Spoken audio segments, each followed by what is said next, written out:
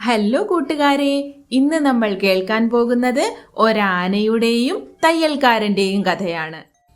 പണ്ടൊരു ഗ്രാമത്തിൽ ഒരു തയ്യൽക്കടയിൽ രാമു എന്നു പേരുള്ള ഒരു തയ്യൽക്കാരൻ ഉണ്ടായിരുന്നു. എല്ലാ ദിവസവും ഒരാന തയ്യൽക്കടയുടെ മുൻപിലൂടെ നടന്ന് അടുത്ത പുഴയിലേക്ക് കുളിക്കുവാൻ പോകുമായിരുന്നു.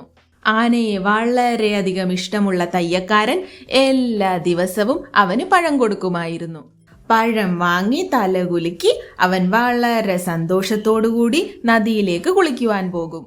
അങ്ങനെ ഇരിക്കെ ഒരു ദിവസം തയ്യൽക്കാരൻ ആനയെ ഒന്ന് പറ്റിക്കാമെന്ന് കരുതി. പതിവ് പോലെ ആന കുളിക്കുവാൻ പോകുന്നതിനിടയിൽ സന്തോഷത്തോടെ പഴത്തിനായി തുമ്പിക്കൈ നീട്ടി. തയ്യൽക്കാരൻ അവിടെ ഇരുന്ന സൂചിയെടുത്ത് ആനയുടെ തുമ്പിക്കൈയിൽ ഒരു കുത്തുകൊടുത്തു. ആനയൊന്നും മിണ്ടാതെ മുൻപോട്ട് നടന്നുപോയി. കുളത്തിൽ കുളിക്കുന്നതിനിടയിൽ അവൻ തുമ്പിക്കൈയിൽ മുഴുവനും വെള്ളം നിറച്ചു. അത് തയ്യൽക്കടയിൽ കൊണ്ടുവന്ന് ചീറ്റി.